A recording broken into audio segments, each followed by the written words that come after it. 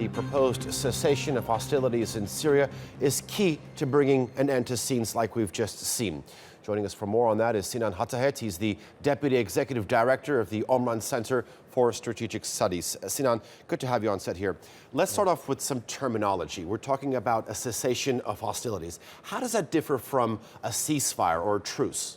Well, the main difference is that, first of all, it is not dependable on a political advancement on the scenery. So, whereas in this case, a ceasefire is actually linked, has a close linkage with a political process, as in it has been actually well defined in resolution number 2254. So that's the first difference. The second difference is that this cessation of hostility should be actually also limited in time and limited also in terms of application, whereas a national ceasefire should be a sustainable one that concludes to the end of the war in Syria. The third difference will be that also a cessation of hostilities in this case is imposed by the Russians and the Americans, whereas the ceasefire should be in complete agreement in between the opposition and the Syrian regime. Okay.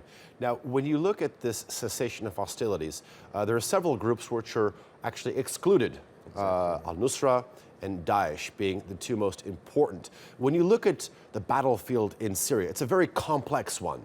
It includes the delivery of humanitarian aid. How are the groups going to coordinate this when you look at how complex the battlefield is? Well, the first problem is, in this case, is the Nusra Front presence, not ISIS, because ISIS has very well-defined territories. It's very easy to delineate their presence, whereas in case of Nusra Front, it has actually a huge geographical presence within also the opposition-held areas. So in this case, especially in the north, we will witness most probably the continuity of the Russian airstrikes against the opposition, and hence a very difficult also access to humanitarian aid.